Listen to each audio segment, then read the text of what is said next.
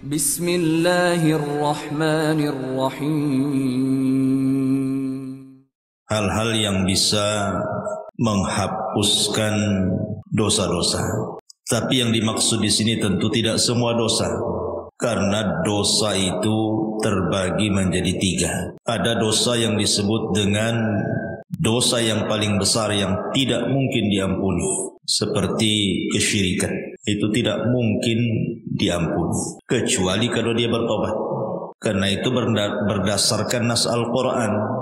Innallaha la yaghfiru an yushraka bihi wa yaghfiru ma duna dzalika liman yasha.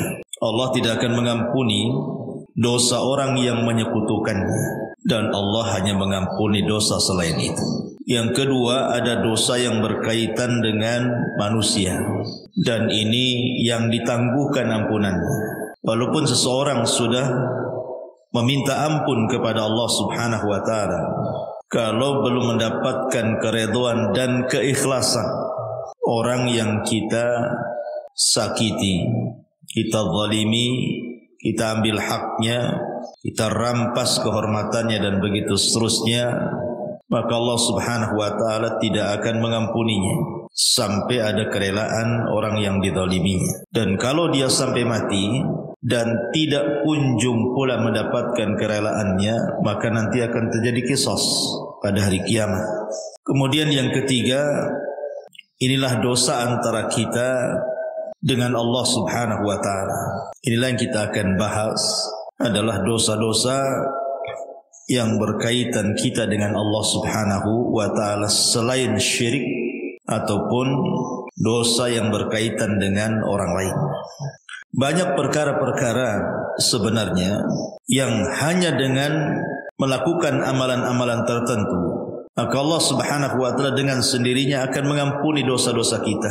Bahkan ada amalan-amalan itu yang kalau dilakukan itu, walaupun dosa kita sebanyak buih di lautan, maka Allah Subhanahu wa taala akan mengampuninya. Seperti apa contohnya? Nabi SAW bersabda dalam sebuah hadis yang dikeluarkan oleh Imam Muslim dan yang lainnya, ketika menyebutkan riwayat tentang dosa-dosa yang akan diampuni walaupun dosa itu sebanyak buih di lautan. Kata Nabi SAW sebutkan dari Himran, dia mengatakan, falamma tawaddu'a Uthman qala wallahi la uhaddithannakum hadithan wallahi laula ayah fi kitabillahi ma haddathtukumuhu inni sami'tu Rasulullah sallallahu alaihi wasallam yaqul la yatawadda rajulun fayuhsinu wudu'ahu thumma yusalli salatan thumma yusalli salata illa ghufira lahu ma bainahu wa baina as-salati allati taliha. Qala Urwah al-ayah innal ladzina yaktumuna ma anzalna minal bayyinati wal huda ila qawlihi al-la'inun, rawahu Muslim. Dari Himran dia mengatakan, ketika Uthman ibn Affan radhiyallahu an, beliau melakukan wudu. Kemudian dia mengatakan, demi Allah, saya akan ceritakan kepada kalian sebuah hadis. Demi Allah, kalau bukan karena ayat dalam Al-Quran, tentu aku tidak akan ceritakan ini kepada kalian. Aku mendengar Nabi SAW bersabda, tidaklah seseorang berwudu, kemudian memperbaiki wudunya, kemudian salat, maksudnya salat 2 rakaat wudu, kecuali akan diampuni antara dia dan jarak salat dia yang akan dilakukan setelahnya. Maka Urwah mengatakan yang dimaksud ayat oleh Uthman itu adalah sesungguhnya orang-orang yang menyembunyikan apa yang kami turunkan dari keterangan-keterangan dan petunjuk sampai kepada perkataannya, merekalah orang-orang yang akan dilaknat oleh Allah Subhanahu wa taala. Lihat bagaimana di sini Uthman ibn Affan radhiyallahu anhu menjelaskan bahwa wudu itu bisa menggugurkan dosa. Jadi tetesan-tetesan air wudhu itu bisa menggugurkan dosa kita. Artinya bahwa hanya semata-mata kita berwudhu itu sudah diteteskan dosa-dosa kita lewat air wudhu tadi. Bahkan Nabi SAW juga mengatakan dalam riwayat Muslim dari Abi Hurairah radhiyallahu anhu, "Man sabbahallaha fi duburi kulli salatin thalathan wa thalathin wa hamidallaha thalathan wa thalathin wa kabbarallaha thalathan wa thalathin fatilka tis'atan wa tis'un wa qama tamamul mi'ati la ilaha illallah wahdahu la syarika lah lahul mulk wa lahul hamdu wa huwa ala kulli syai'in qadir ghufirat khotoyahu wa in kanat mithla zabadil bahri." Jadi kalau seandainya wudu tadi itu sudah menggugurkan dosa, semata-mata ibu wudu itu bisa menggugurkan dosa tuh dari air wudu itu. Kemudian ibu melaksanakan sholat wajib. Setelah sholat wajib itu kan ada zikir, Bu. Lihat bagaimana keutamaan zikir ba'da sholat itu. Barang siapa yang bertasbih setiap selesai sholat 33 kali, maksudnya ucapan subhanallah, kemudian mengucapkan alhamdulillah 33 kali, kemudian mengucapkan takbir Allahu Akbar 33 kali, maka jumlahnya 99 kali, digenapkan dengan la ilaha illallah wahdahu la syarikalah lahul mulk wa lahul hamdu wa huwa ala kulli syai'in qadir, kecuali akan dihapuskan kesalahannya walaupun sebanyak buih di lautan. Jadi jangan pernah meremehkan zikir setelah sholat. Lihat bagaimana keutamaannya luar biasa. Siapa yang bisa menghitung buih di lautan? Tidak ada. Tapi Nabi SAW mengatakan walaupun dosa kita seperti buih di lautan akan diampuni. Kemudian contoh yang lain dari Abu Hurairah radhiyallahu an, hadis ini disepakati Bukhari dan Muslim. Nabi SAW mengatakan, "Man qala subhanallah wa bihamdi fi yaumin mi'ata marratin khuttat khatayahu wa in kanat mithla zabadil bahri." Siapa yang melazimkan ucapan subhanallah wa bihamdi, kan mudah Bu ya, subhanallah wa bihamdi, sekali dengar saja hafal. Fi yaumin mi'ata marrah, dalam satu hari itu 100 kali. Pamannya ibu bagilah, pagi berapa kali, siang berapa kali, sore berapa kali, malam berapa kali, pokoknya 100 kali dalam sehari.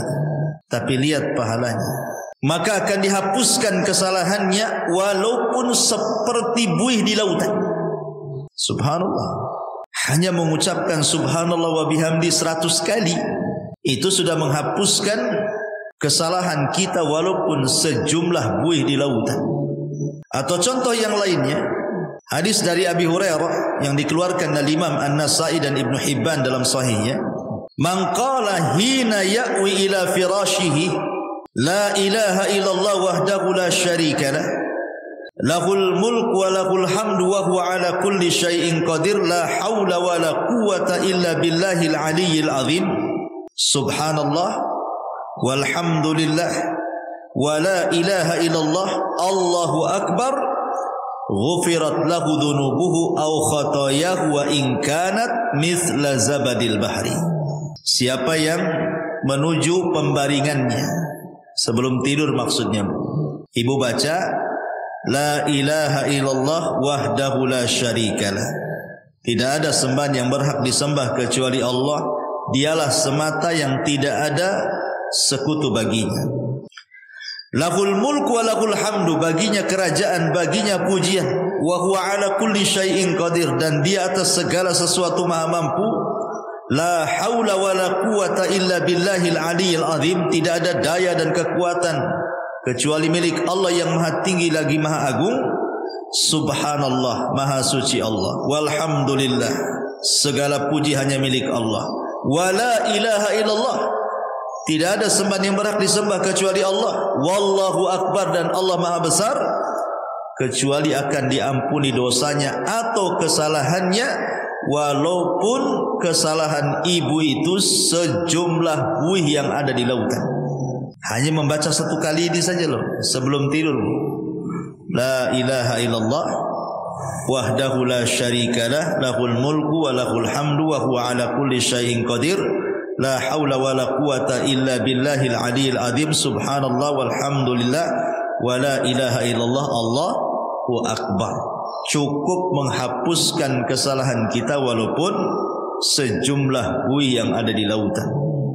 Subhanallah, Bu ya. Lihat. Sebenarnya amalan-amalan zikir seperti ini itu kan bisa kita lakukan.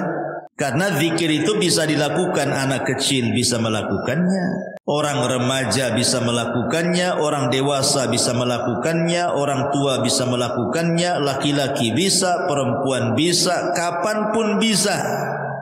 Tidak harus mengeluarkan modal, yang penting dihafal, dibaca. Tapi lihat pahalanya, menunjukkan bahwa zikir itu amalan yang luar biasa. Salah satu penyebab dosa-dosa kita diampuni adalah dengan cara berzikir. Baik berzikir yang sudah ditetapkan seperti setelah solat yang saya tadi sebutkan, ataupun sebelum tidur, ataupun zikir umum tadi, membaca subhanallah wa bihamdi 100 kali. Tapi itu sudah cukup tuh menghapuskan dosa kita walaupun sejumlah buih di lautan. Luar biasa. Sebenarnya Islam itu mudah gitu ya. Cuman kita saja yang kadang-kadang sulit untuk atau malas untuk melakukannya. Zikir kan beda Bu dengan solat. Harus ke masjid kalau laki-laki, harus ada gerakan walaupun ibu di rumah. Zakat harus pakai harta, haji apalagi capek-capek. Zikirnya hanya ngomong saja. Itu saja kadang-kadang malas kita berzikir. Tapi kita akan sebutkan beberapa amalan yang bisa menghapuskan banyak dosa. Yang pertama, bersolawat.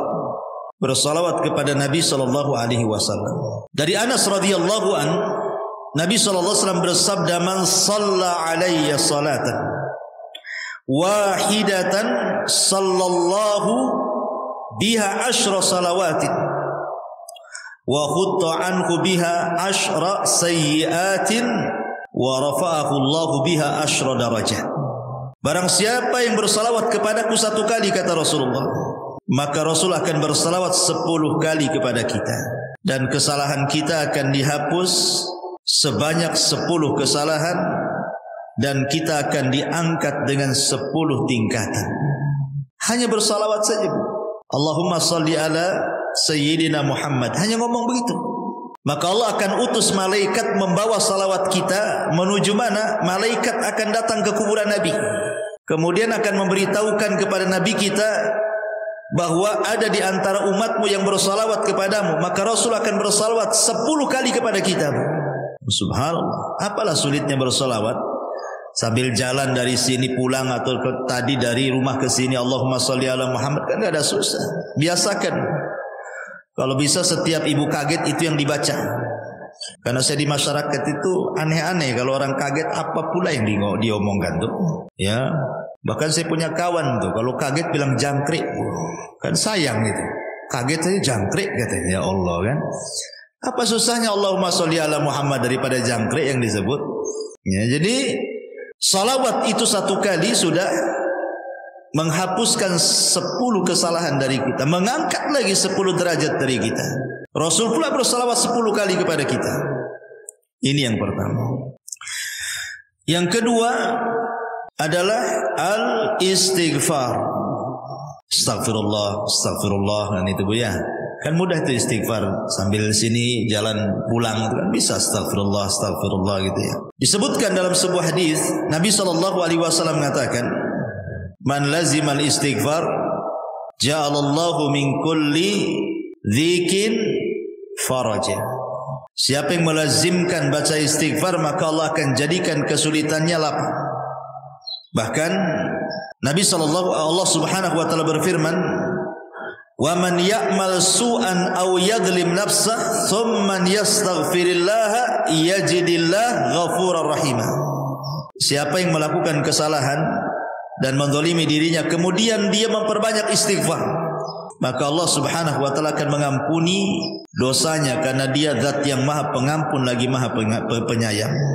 Dan lebih khusus lagi Rasul mengatakan, "Man istaghfarallaha fi duburi kulli salatin thalatha marrat faqala astaghfirullah alladzi la ilaha illahu al-hayyul qayyum wa atubu ilaihi ghufira lahu wa in kana qad farra minaz zahfi.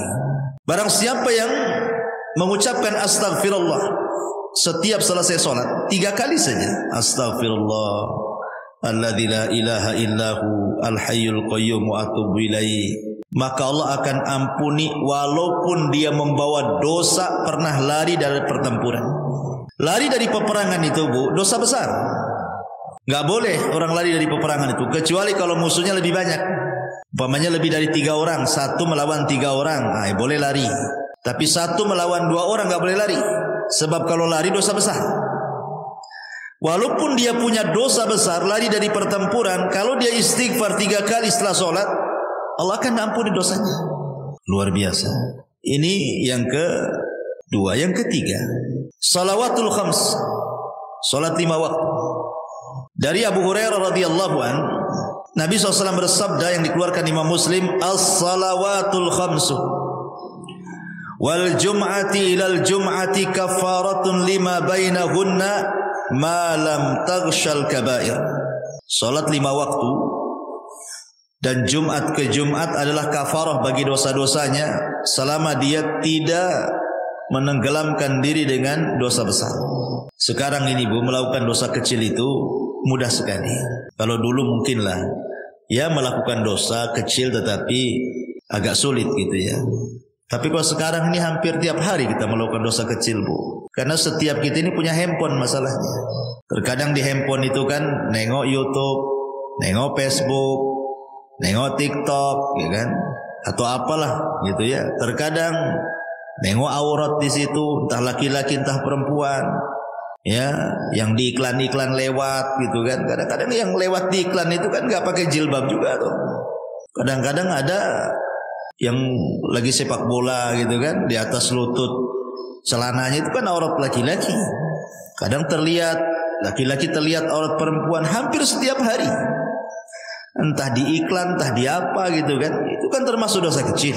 Maka kalau seseorang kemudian melanggengkan solat 5 waktu, maka solat dari zuhur ke asar, asar ke maghrib, maghrib ke isya, isya ke subuh, subuh ke zuhur, itu di antara selang waktu solat wajib ke wajib berikutnya itu menghapuskan dosa. Bahkan di zaman Nabi ada seorang anak muda itu berkhalwat dengan seorang perempuan, tapi tidak melakukan zina, maksudnya zina benaran. Hanya mungkin ya pegang-pegang, peluk-peluk, cium-cium gitu saja kan. Tapi tidak sampai zina besar. Tapi di mata para sahabat, dosa yang seperti itu sudah dianggap dosa besar itu. Nyesel dia. Datang dia kepada Nabi. Rasul, saya sudah melakukan dosa besar katanya. Kenapa? Kata Rasul, tadi saya berkhalwat dengan seorang perempuan begini, tapi tidak sampai melakukan zina besar. Hanya berkhalwat saja. Kata Nabi SAW, hal sallaital asra ma'iya jama'atan, apakah tadi engkau solat asar bersamaku jamaah? Kata anak muda ini, ya wahai Rasul. Apa kata Rasul? Idhab faqad ghafarallahu lah. Pergi kamu, Allah sudah ampuni dosamu. Kenapa? Karena Allah mengatakan innal hasanat yudhibna sayyi'at, bahwa kebaikan-kebaikan itu bisa menghapuskan keburukan. Baik, selanjutnya apa lagi? Sedekah. Dalam sebuah hadis yang dikeluarkan ataupun dari sahabat Hudzaifah bin Yaman, ketika Umar bin Khattab radhiyallahu an menanyakan kepada Hudzaifah soal fitnah yang akan terjadi di akhir zaman, maka kemudian adalah yang kemudian Hudzaifah bin Yaman mengatakan, ana sami'tuhu yaqul, aku mendengar Nabi SAW bersabda, kata Hudzaifah, fitnatur rajuli fi ahlihi wa malihi wa jarihi tukaffiruha as-salatu was-siyamu was-sadaqah.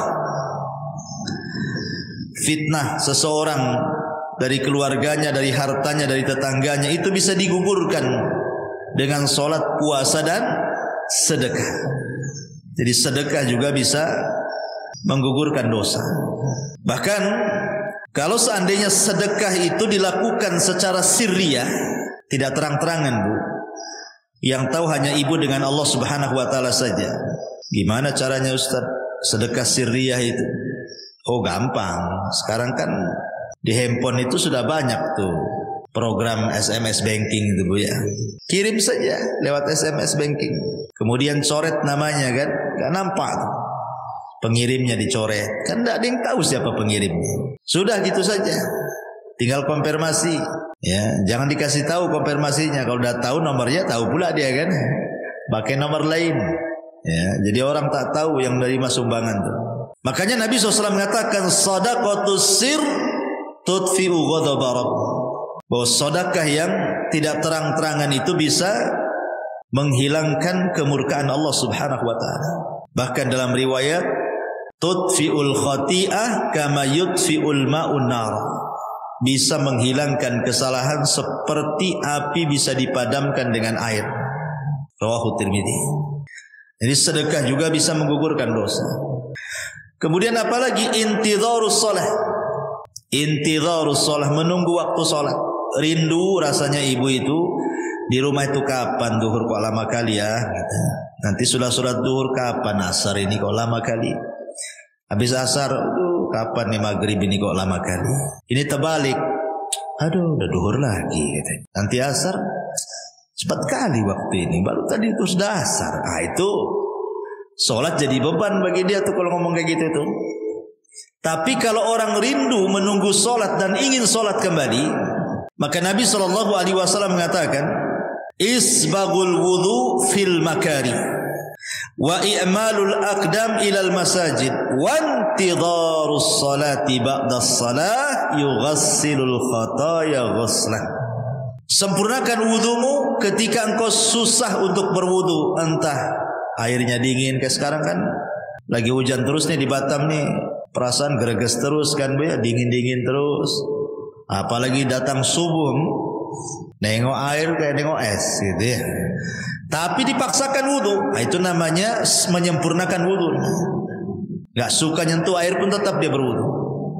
Ataupun melangkahkan kaki ke masjid, ataupun menunggu sholat setelah sholat. Maka itu bisa mencuci kesalahan-kesalahan. Hadis ini sahih ala syarti Muslim dan dikatakan oleh Syekh Albani sebagai hadis sahih.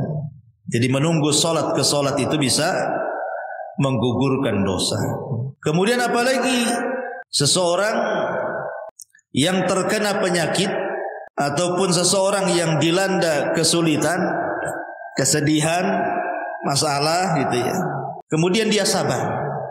Kata Nabi SAW dari hadis Aisyah radhiyallahu anha, "Ma min musibatin tusibul muslim illa kaffarallahu biha anhu hatta syaukata yusyakah." Rawahul Bukhari. Tidaklah sebuah musibah menimpa seorang muslim kecuali Allah Subhanahu wa taala akan jadikan itu kafarah bagi dia, penghapus dosa-dosanya. Sampai kepada duri yang menancap sekalipun kalau dia sabar. Namanya ibu nih jalan kaki dari sini, tiba-tiba kok adalah yang nancap itu, entah tusuk sate gitu ya, atau mungkin duri tanaman. Kemudian ibu merasakan sakit, tapi ibu tidak ngeluh, ibu sabar gitu ya.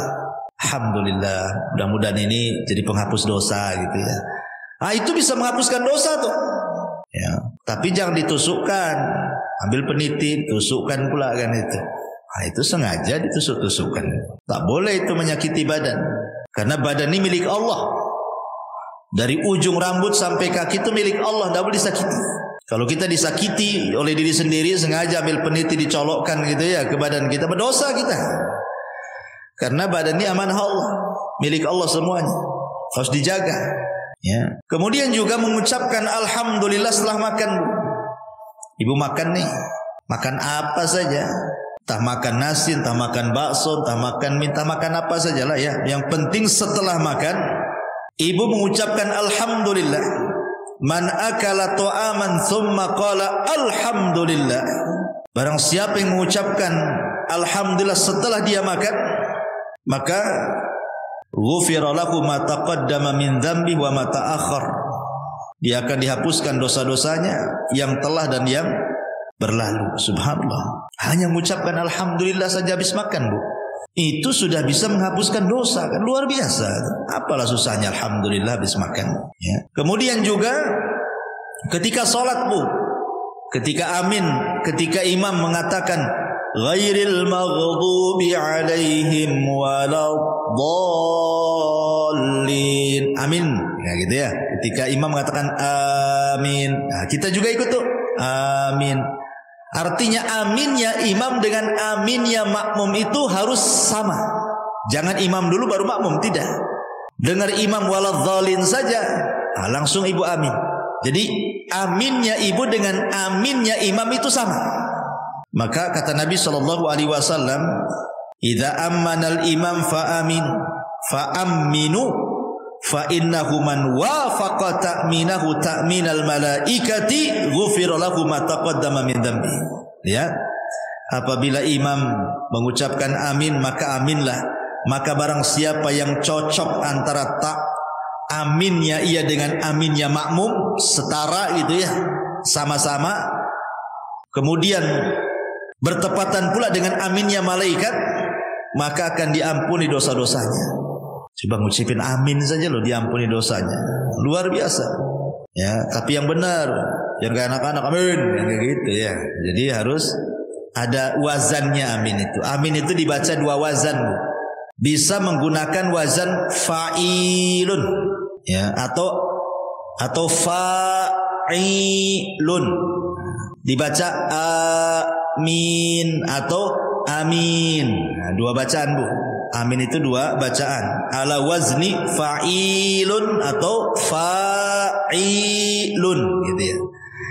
Bisa dibaca amin ataupun amin. Nah, dua-duanya boleh. Karena arti amin itu artinya ya Allah kabulkan doa. Allahumma istajibli, itu arti amin itu. Jadi jangan main-main dengan amin itu, karena amin itu meminta kepada Allah agar doa kita dikabulkan dalam sholat. Kemudian juga amalan yang lain adalah al-masyu ilal masajid, melangkah ke masjid. Itu pun termasuk yang bisa menggugurkan dosa. Seperti hadis yang tadi saya baca, isbagul wudu alal makarih wa kathratul khuta ila al masajid ghufira lahu ma taqaddama min dhanbi.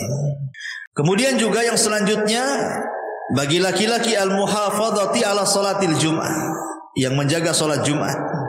Karena Rasul mengatakan al-jum'atu ila al-jum'ati kafaratun lima bainahuma. Subhanallah. Jadi kalau seorang laki-laki melaksanakan Jumat nih, pemain Jumat ini, betul-betul dia melaksanakan Jumat. Kemudian nanti ketemu Jumat minggu depan tuh, Bu. Antara Jumat sekarang dengan Jumat minggu depan itu dosa kita sudah diampuni tuh. Ya, makanya ibu dorong suami itu jangan malas-malas ke masjid untuk sholat Jumat kalau datang Jumatan itu. Cepatlah bang ke masjid biar dapat unta. Nanti kalau terakhir nggak dapat tuh telur ayam pun tidak dapat gitu ya. Kemudian juga yang bisa menghapuskan dosa adalah kafaratul majlis, Bu. Ingat, ibu ya, kafaratul majlis itu penting, Bu. Ibu umpamanya datang ke arisan atau mungkin datang ke kondangan, atau ibu main ke rumah kawan, entah berdua, entah bertiga, entah berempat, ngobrol lah ibu di situ sambil makan rujak, ya kan? Nanti Bu setelah pulang, Bu setelah selesai mau balik nih Bu ya, jangan lupa Bu baca kafaratul majlis.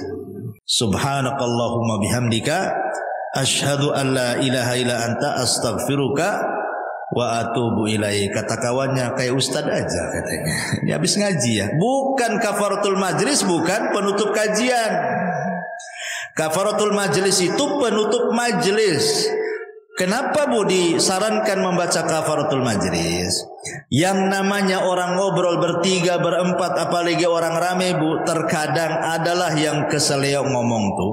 Entah keseleo akhirnya bicarakan orang, entah terlalu kasar nyinggung orang yang ada di situ.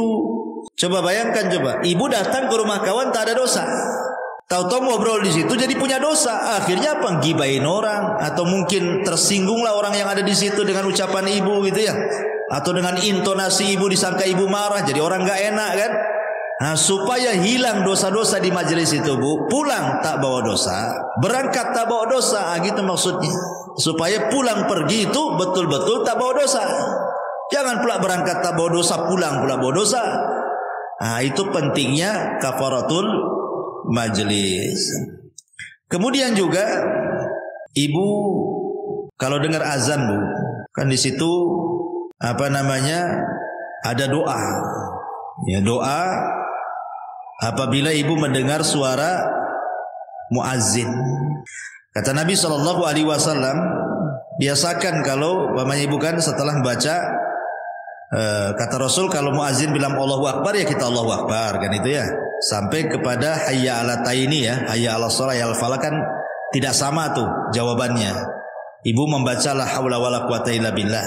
Habis itu kemudian membaca doa azan kan, Allahumma rabb hadhihi da'wati tammah sampai selesai. Selepas itu ibu membaca asyhadu an la ilaha illallah wahdahu la syarikalah wa anna muhammadan abduhu wa rasuluhu raditu billahi rabbah wa bi muhammadin rasulah wa bil islami dina ghufira lahu min dzambihi. Kalau ibu membaca selepas mendengar azan asyhadu an la ilaha illallah wahdahu la syarikalah wa anna muhammadan abduhu wa rasuluh raditu billahi rabba wa bi muhammadin nabiyya atau rasula wa bil islami dina, maka akan diampuni dosa-dosanya. Coba hanya ngomong begitu saja diampuni dosa-dosanya ya. Kemudian juga at-tasamuh wal af.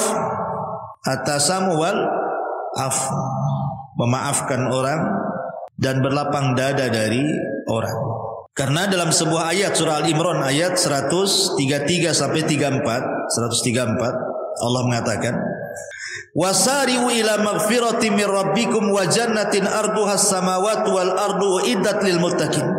Bersegeralah kalian kepada keampunan Rabb kalian, karena sorga seluas langit dan bumi diperuntukkan untuk orang-orang yang bertakwa. Siapa orang yang bertakwa di sini?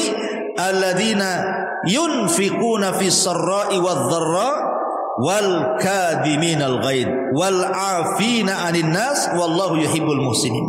Orang yang bertakwa yang disediakan sorga seluas langit dan bumi itu, yang akan mendapatkan ampunan itu adalah orang-orang yang berinfak baik dalam kondisi senang ataupun susah, dan orang-orang yang menahan emosi dan mudah memaafkan manusia. Tahan emosi, kalau lagi marah tahan. Itu bisa menghapuskan dosa Bu. Jadi kalau ada orang yang nyakiti ibu, tiba-tiba ibu dimarahi orang, digibai orang, ya ibu manusiawi kan, pasti mau marah kan itu. Tapi ibu tahan-tahan marahnya. Ketika ibu menahan marah itulah dosa ibu diampuni itu. Apalagi sampai memaafkan, kasih uzur. Sudahlah, saya maafkan, memang dia gitu sih, biasalah dia gitu. Dimudahkan gitu ya, disederhanakan masalah, jangan dibesar-besarkan, nanti jadi tengkar. Itu saja bisa menghapuskan dosa. Kemudian yang lain juga bacaan tahlil Bu, bacaan la ilaha illallah. Kata Nabi SAW, man qala la ilaha illallah wahdahu la syarika lahul mulku wa lahul hamdu wa huwa ala kulli syai'in qadir fi yaumin mi'ata marrah. Barang siapa yang mengucapkan la ilaha illallah wahdahu la syarika lahul mulku wa lahul hamdu wa huwa ala kulli syai'in qadir, dalam satu hari itu 100 kali Bu. Apa kata Rasul? Kanat adlu asyri riqabin wa kutibat lahu mi'atu hasanatin wa muhiyat anhu mi'atu sayyiatin. Maka sebanding dengan memerdekakan 10 budak, akan dicatat 100 kebaikan, akan dihapus 100 kesalahan. Masya Allah ya. Ibu merdekakan budak dari mana duitnya Bu? Cukup membaca ini saja 100 kali sama dengan ibu merdekakan budak 10 budak. Cukup tidak dicatat lagi 100 kebaikan, cukup tidak dicatat lagi, dihapus lagi 100 kesalahan. Hanya ngomong begini Bu ya, 100 kali. Ibarat kita infak gitu ya untuk memerdekakan. Harga budak tuh tak tahu sekarang berapa tuh ya. Tapi cukup membaca ini 100 kali saja sudah sama dengan memerdekakan 10 budak. 100 kesalahan dihapus, 100 kebaikan dicatat. Subhanallah. Termasuk juga Bu, salatu rakaataini, salat 2 rakaat apabila ibu melakukan dosa. Ibu habis gibah nih di tetangga nih, Lama pula gibahnya setengah hari. Baru balik, aduh mak, saya sudah gibahi orang nih. Nantilah, langsung ibu telepon sama yang digibahi. Saya minta maaf loh, tadi saya yang gibahi anti loh. Minta maaf ya. Habis itu ngomong sama kawan-kawannya yang satu majelis tuh, saya nggak ikut-ikut loh katanya. Nah, ibu langsung sholat 2 rakaat tuh, sholat tobat namanya. Maka kata Nabi SAW, ma min abdin aznaba dzamban fayuhsinu tuhur thumma yaqumu fayusalli rak'ataini thumma yastaghfirullah illa ghufirallah. Tidaklah seorang hamba melakukan dosa kemudian dia memperbaiki wudu, kemudian dia sholat 2 rakaat, sholat tobat, bertobat kepada Allah, kecuali Allah akan ampuni itu dosa-dosanya. Ya. Kemudian juga yang bisa menghapuskan dosa adalah ittiba'us sayyi'ah al-hasanah, ikuti yang buruk dengan yang baik. Jadi kalau seandainya satu hari ini kita melakukan keburukan, maka buatlah satu hari ini juga melakukan kebaikan. Boleh jadi mungkin satu hari ini ibu tidak sadar marahi orang. Orang yang dimarahinya mungkin ya kita tidak tahu apakah dia menerima atau tidak gitu kan. Tapi mungkin ibu melakukan hal yang sama. Nah, buatlah kebaikan di situ juga. Kalau tadi marah-marah, sekarang ngomong yang baik-baik, yang santun-santun sama orang gitu ya. Jadi imbangi itu keburukan dengan kebaikan.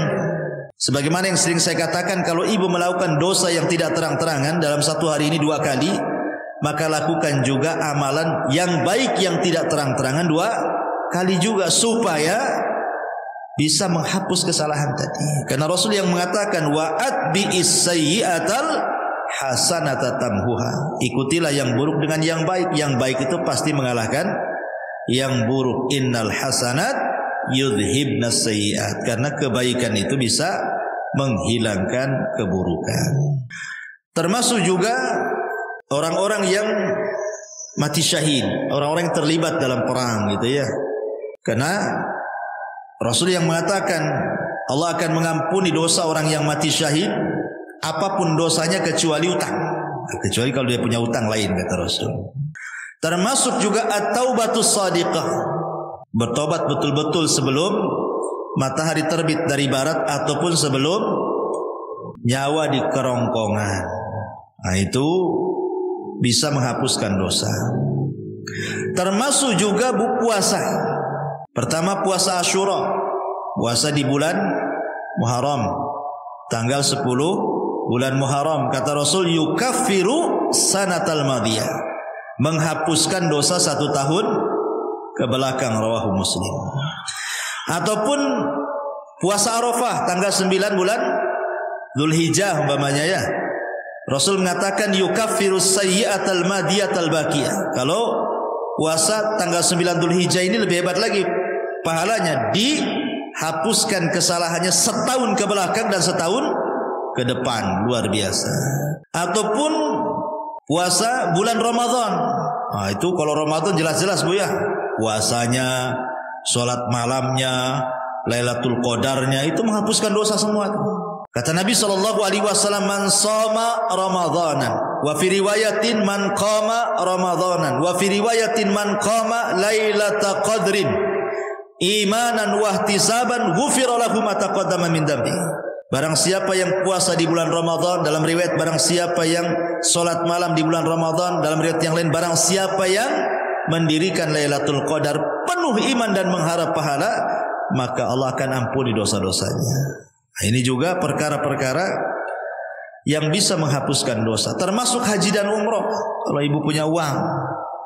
Karena Nabi SAW yang mengatakan man hajja lillahi falam yarfus walam yafsuq raja'a ka yaumin waladathu ummuhu. Siapa yang haji karena Allah Bu, bukan karena manusia, dia tidak mengeluarkan kata-kata kotor selama haji, tidak melakukan kemungkaran selama haji, kefasikan, kecuali pulang Bu seperti anak bayi.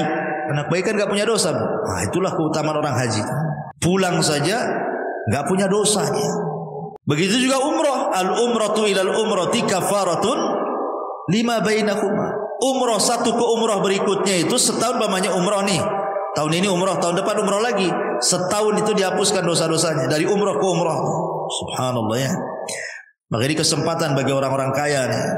Kalau memang punya uang berangkat. Ya. Karena ini salah satu yang bisa menggugurkan dosa. Tentu yang paling besar dari semuanya, dari semua yang saya jelaskan dari awal sampai akhir tadi, yang paling besar yang bisa menghapuskan dosa adalah at-tauhid. Ya, tidak menyekutukan Allah, tidak menyekutukan Allah dan beriman kepada dan beramal saleh. Tauhid, tauhid penting. Kemudian juga amal soleh secara umum, apapun amal solehnya. Sebagaimana Allah mengatakan dalam surah Al-Ankabut ayat 7, walladzina amanu wa amilus salihat lanukaffiranna anhum sayyi'atihim. Orang-orang yang beriman dan beramal saleh, sungguh kami akan menggugurkan kesalahan-kesalahan mereka, termasuk berusaha menjauhi dosa-dosa besar. Dalam surah An-Nisa 31 Allah mengatakan in tajtanibu kabaira ma tunhauna anhu nukaffiru ankum sayyi'atikum. Jika kalian menjauhi dosa-dosa besar, syirik, zina, minum khamar dan begitu seterusnya, apa yang telah dilarang, maka kami akan gugurkan dari kalian kesalahan kalian. Termasuk juga berusaha menjadi orang yang takwa, menjalankan perintah, menjauhi larangan gitu ya. Karena Allah mengatakan wa man yattaqillaha yukaffir anhu sayyi'atihi, barang siapa yang bertakwa kepada Allah maka Allah akan hapuskan dosa-dosanya. Dan juga penting taubah as-sadiqah, betul-betul bertobat dengan tobat yang jujur. Tapi kalau seandainya ini berkaitan dengan dosa besar, maka ada tambahan, bukan hanya sekedar amalan-amalan yang saya tadi sebutkan. Kalau berkaitan dengan dosa besar, ada lagi tambahan. Pertama, ikhlas, niat ingin bertobat. Yang kedua, al-iqla', betul-betul melepas dosa dan meninggalkan. Yang ketiga, an-nadam, menyesal, kenapa saya melakukan dosa. Yang keempat, aqdul azmi, betul-betul berjanji tidak mungkin kembali ke dosa itu. Kemudian yang kelima, ikuti dosa yang sudah dilakukan dengan kebaikan supaya dosanya bisa terhapuskan. Dan kalau itu berkaitan dengan hak adami, hak-hak manusia, maka kembalikan. Pernah ngambil, balikin apa yang sudah diambil. Pernah zalimi, minta keridhoannya agar dimaafkan kezalimannya. Dan begitu seterusnya. Ma'asyiral muslimat yang dimuliakan Allah Azza wa Jalla. Adapun tentang keutamaan taubat sendiri, bertobat kepada Allah Azza wa Jalla. Yang pertama, taubat itu menjadi penyebab Allah itu suka dengan kita. Makanya ada doa, Allahumma ij'alni minat tawwabin waj'alni minal mutatahhirin. Setiap kita habis wudu itu kan, ya Allah jadikan aku termasuk orang-orang yang bertobat dan termasuk orang-orang yang bersuci. Setiap wudu kita meminta kepada Allah seperti itu kan. Kenapa? Karena Allah mengatakan innallaha yuhibbu tawwabin wa yuhibbul mutatahhirin. Karena Allah suka dengan orang-orang yang tobat dan suka dengan orang-orang yang bersuci ya. Yang kedua, bahwa tobat itu menyebabkan Allah mengampuni kesalahan kita dan menerima amalan kita. Dengan tobat itu Allah akan memaafkan kesalahan kita dan menerima amalan kita. Yang ketiga, dengan tobat itu kita diselamatkan dari neraka dan dimasukkan ke dalam surga. Dan itulah keberuntungan yang sebenarnya. Faman zuhziha 'anil nar wa udkhilal jannah faqad faz. Siapa yang dikeluarkan dari neraka dan dimasukkan ke dalam surga, itulah keberuntungan yang sesungguhnya. Termasuk penyebab seseorang mendapatkan rahmatnya. Orang yang suka tobat itu, maka akan datang rahmat Allah. Karena Allah mengatakan, Allah itu lebih senang dengan tobatnya seorang hamba dibandingkan seseorang yang safar ke padang pasir bawa unta dan semua perbekalannya di atas unta. Ketika dia tidur, minggat pula lah unta itu, karena nggak diikat. Akhirnya orang ini temenung, matilah aku di padang pasir ini. Tak ada minum, tak ada makan, tak ada unta katanya kan. Akhirnya dia cari sana sini nggak ketemu. Sudah pasrah dia mau mati di padang pasir. Akhirnya dia pun tertidur. Ketika terbangun, untanya pula depan mukanya. Apa nggak senang bu? Tapi Rasul mengatakan Allah lebih senang kepada hamba yang bertobat dibandingkan orang ini yang mendapatkan unta dan perbekalan. Kenapa? Karena Allah itu akan mencurahkan rahmatnya kepada orang yang bertobat. Termasuk tobat juga adalah sebab mendapatkan pahala besar. Dan termasuk tobat juga adalah mendapatkan banyak kebaikan setelah keburukan yang dilakukannya.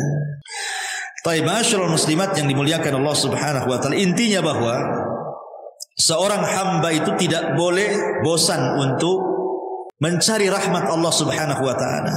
Karena walaupun malaikat itu hamba yang tidak pernah bermaksiat kan. Tapi Adam itu adalah makhluk yang bermaksiat. Tetapi Allah Subhanahu wa taala muliakan Adam dibandingkan malaikat kan, Bu.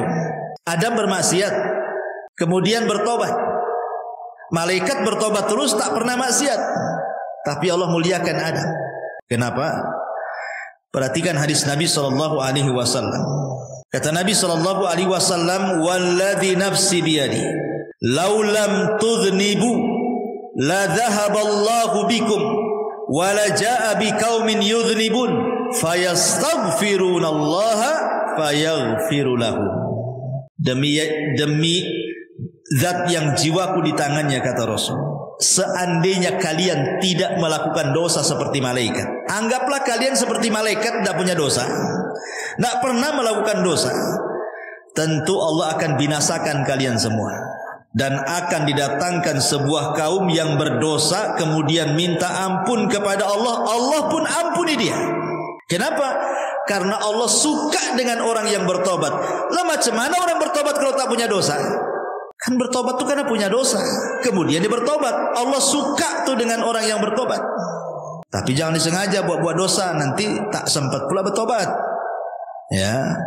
Jadi maksudnya di sini adalah lihat bagaimana keutamaan orang yang bertobat kan.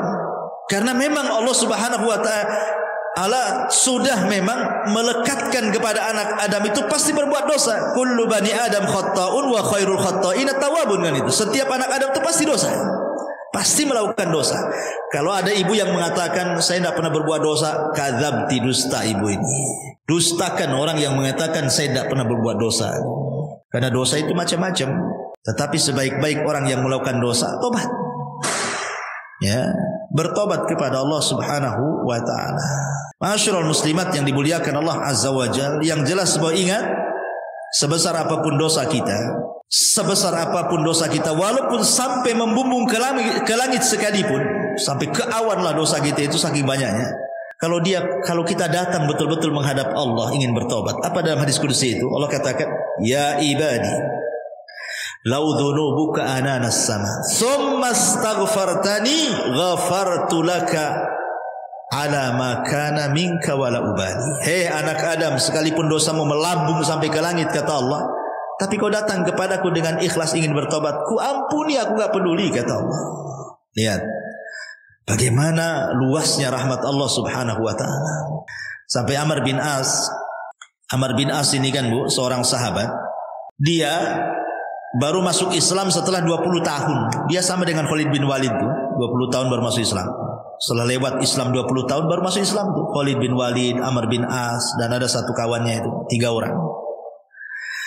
Khalid bin Walid langsung masuk Islam, berbaiat kepada Rasul. Amr bin As pula ragu-ragu. Kata Rasul, "Kenapa kau ragu-ragu, hai Amr? Apakah kau ragu-ragu dengan agamaku?" Kata Rasul, kata Amr, "Bukan itu, wahai Rasul. Aku ingin masuk Islam tapi ada syaratnya," kata Amr. Kata Rasul, "Apa syaratnya?" "Begini Rasul, kau tahu apa yang sudah kulakukan kepadamu dan sahabatmu. Sampai ketika kaum muslimin hijrah ke Habasyah juga, Amr bin As yang melobi Najasyi untuk memulangkan. Kau sudah tahu dosaku banyak, wahai Rasul. Saya siap masuk Islam. Pertanyaannya, aku minta syarat." Kata Rasul, "Apa syaratnya?" "Seandainya aku masuk Islam, maukah kau berdoa kepada Allah agar dosa-dosa yang selama ini kulakukan kepadamu dan sahabat-sahabatmu Allah ampuni?" Rasul pun tersenyum dan mengatakan, "Ya Amr, innal Islam yahjubu ma qabla." Amr, Islam itu menghapuskan dosa-dosa sebelum Islam. Sebagaimana taubat itu tahjubu ma qabla, menghapuskan dosa-dosa sebelum taubat. Artinya nikmat Allah, rahmat Allah itu luas. Di zaman Bani Israel ada 99 orang dibantai oleh preman. Tapi dapat hidayah preman ini ingin bertobat. Datang dia kepada seorang rahib, jahil pula rahib ini. Rahib, Pak Pendeta, saya ingin masuk bertobat nih. Saya sudah membunuh 99 jiwa nih. Macam mana cara nebusnya nih? Kata pendeta itu, oh nggak bisa kok, dosamu udah banyak. Satu orang kau bunuh saja besar, 99 pula kau bunuh. Tak bisa, nggak ada tobat bagimu. Marah dia, dibantai pula tuh si rahib itu. Kenapa 100 jiwa dia bantai? Tapi dia tidak putus asa ingin bertobat. Ketemulah seorang alim, memang ahli ilmu gitu ya. Bertanya, ada nggak tobat? Saya sudah membunuh 100 jiwa, yang terakhir seorang rahib ku bantai gitu. Akhirnya kata sang alim nih, ada. Tapi kau harus datang ke perkampungan. Kampung itu semua orang alim, orang soleh, orang baik. Kau gabunglah dengan mereka. Mudah-mudahan Allah berikan rahmat kau di sana. Menunjukkan apa? Lingkungan itu mempengaruhi tobat. Ya, berangkat dia di tengah jalan, entah berantah, mati pula dia, entah jatuh, entah apa, mati dia. Belum sampai ke kampung yang dituju, datang malaikat azab mau ngambil ruhnya. Dia pantas masuk neraka katanya. Datang pula malaikat rahmat, bukan, dia ahli sorga karena sudah ada niat tobat. Kata malaikat azab, tidak bisa, dia sudah membunuh 100 jiwa, yang terakhir tuh pendeta dibunuh dia katanya. Akhirnya rebutanlah ruhnya malaikat azab dan rahmat ini. Akhirnya Allah mengutus apa? Malaikat hakim. Kata malaikat hakim pemutus ini, tunggu dulu, jangan diputuskan apakah dia termasuk ahli nar atau ahli jannah katanya. Kita ukur dulu antara kematian dia jaraknya dengan kampung yang dituju, dengan kematian dia kepada orang yang bertanya. Kalau dekat kepada yang bertanya, masukkan dia ke neraka. Kalau dekat ke kampung yang dituju, masukkan dia ke sorga. Sebenarnya disebutkan dalam riwayat itu, dia itu baru keluar dari orang yang bertanya. Artinya desa yang dituju masih jauh itu sebenarnya. Tapi karena Allah luas rahmatnya, dilipatlah bumi itu sama Allah. Akhirnya didekatkan ke kampung itu. Padahal sebenarnya dekat ke yang ditanya karena baru keluar dari orang yang bertanya itu. Tapi karena rahmat Allah itu luas, dilipat bumi sama Allah, didekatkan ke kampung yang akan dituju bertobat. Subhanallah. Itulah kenapa Allah mengatakan inna rahmati taghlibu ghadabi. Rahmatku mengalahkan kemurkaanku. Allah lebih sayang. Ya, karena sudah ada niat tobat, dilipat bumi, dekatkan pula ke kampung bertobat, masuklah dia ke dalam surga. Itu menunjukkan apa? Jangan putus asa dari rahmat Allah Azza wa Jalla. La taqnatu min rahmatillah, innallaha yaghfiru dzunuba jami'a. Jangan pernah putus asa dari rahmat Allah. Karena Allah itu mengampuni semua dosa, sebesar apapun dosa, hatta syirik sekalipun. Anggaplah syirik sekalipun. Tapi kalau dia ingin bertobat kepada Allah Subhanahu wa taala, tidak ada mustahil. Allah itu Ghafurur Rahim. Allah itu Maha menerima tobat siapapun. Dan harus yakin, ya, rahmat Allah itu luas. Rahmat Allah itu seluas-luasnya, sampai ada seorang anak muda di zaman Bani Israel, tidak pernah melakukan dosa 70 tahun. Mana ada zaman sekarang anak muda nggak melakukan dosa? Yang ada gemar melakukan dosa. Jadi ada anak muda di zaman Bani Israel itu 70 tahun dia tak berbuat dosa, meninggal dia, berdiri di pintu sorga. Kata Allah, masuk kau ke dalam sorga dengan rahmatku. Kata anak muda itu, tidak mau saya ingin masuk sorga dengan amalanku katanya. Kata Allah, masuk kau ke dalam sorga dengan rahmatku. Tidak, saya tidak akan masuk sorga dengan rahmatmu, tapi saya ingin masuk sorga dengan amalanku. Kalau memang aku pernah berbuat dosa, kemudian kau ampuni dosaku, kau masukkan aku ke sorga dengan rahmatmu, wajar. Aku loh tidak pernah berbuat dosa, masa dengan rahmatmu aku masuk sorga? Aku ingin masuk sorga dengan amalanku katanya. Kata Allah, baik, hitung berapa amalmu. Dihitunglah amalannya. Rupanya setelah dihitung amalannya tidak sebandinglah dengan satu nikmat Allah yang Allah berikan kepadanya berupa penglihatan. Takut dia tak masuk sorga. Akhir mengatakan, ya Rabb, sudahlah nggak apa-apa, masukkan aku ke surga dengan rahmatmu saja katanya. Lihat. Jadi rahmat Allah itu luas. Jangan stres. Banyak orang yang stres gara-gara pernah melakukan dosa, ingin tobat, kayaknya Allah sudah tutup pintu tobat. Enggak, Allah itu beda dengan manusia. Kalau manusia kita sakiti, kita jengkeli, ya kan Bu? Kemudian kita datang ke rumahnya, ngetuk pintu, tadi buka-buka sama dia. Tapi kalau Allah berbeda. Kalau kita hari-hari mengetuk pintu langit, minta ampun kepada Allah, Allah lah setiap hari loh, sepertiga malam akhir loh, menawarkan ampunannya kepada kita. Hei hamba-hambaku, kata Allah, man yad'uni fa astajibala, wa man yas'aluni fa utiya, wa man yastaghfiruni fa aghfirullah. Siapa yang berdoa aku kabulkan, siapa yang minta aku kasih, siapa yang minta ampun ku ampuni. Tiap malam, tiap sepertiga malam Allah mengatakan seperti itu. Ada kesempatan setiap hari. Dan hebatnya Allah itu, Bu, salah satu di antara sifat Allah itu atau nama-nama Allah itu ada sitir. Allah itu memiliki sifat sitir. Sitir itu apa, Bu? Menutup aib kita. Kita melakukan dosa di malam hari, Allah tutup pula aib kita di siang hari. Kita melakukan dosa di siang hari, Allah tutup aib kita di malam hari. Kurang apa Allah itu coba? Sudah kita berbuat dosa kepada Allah, Dia pula tutupi aib kita. Karena mulianya manusia itu karena ditutup aibnya sebenarnya. Coba kalau seandainya orang itu dibongkar aibnya, Bu, nggak ada orang menghormati orang itu, pasti meletakkan pasir semua di atas kepalanya. Imam Ahmad saja ngomong begitu. Ketika murid-muridnya datang kepada Imam Ahmad lagi belanja tuh di pasar tuh. Kata murid-muridnya, ya Imam, biar kami bawa barang-barangmu ke rumah. Kau jalan kaki saja, kau kan guru kami, katanya. Kata Imam Ahmad, enak saja kau ini, katanya. Kau kan nggak tahu aibku saja, kata Imam Ahmad. Kalau kau tahu aibku, Allah bongkar aibku, pasti kau letakkan pasir di atas kepalaku. Aku dihormati itu karena Allah tutup aibku, katanya. Semua manusia, mau ustadznya, mau santrinya, mau awamnya, mau menterinya, mau presidennya, mau siapapun manusia di dunia ini, Bu, kalau sempat Allah bongkar aibnya, nggak ada manusia itu dihormati sama sekali. Jangankan itu, gara-gara ngomong satu kali kepleset, Bu, yang tadinya ditokohkan, dibanggakan, dipuji, ngomong pula di YouTube salah, kepleset, menghina menghina ini, dia dibully sama netizen, habislah dia, Bu. Itu baru kepleset satu tuh, sudah dihabiskan ya. Gak dihormati lagi, dicaci maki yang ada itu sama netizen. Gimana kalau satu umur dia betul-betul ditampakkan aibnya? Ya Allah ya Rabb, tidak ada manusia yang mulia di hadapan manusia. Bersyukur kita punya Allah itu Maha Sitir. Ya, sudah kita berbuat dosa, Allah tutup pula. Alhamdulillah. Dan habis itu Allah kasih pula peluang kita bertobat. Enak, Bu. Kalau ibu buat salah sama saya, Bu, ibu minta maaf, paling jawaban saya, nantilah tengoklah. Kalau pantas dimaafkan, saya maafkan. Kalau tak pantas, ya tak saya maafkan. Nah itu kalau kita tuh. Kalau tidak, sudah kita berbuat salah sama Allah, Allah tutup aib kita, Allah kasih pula peluang tobat. Masya Allah.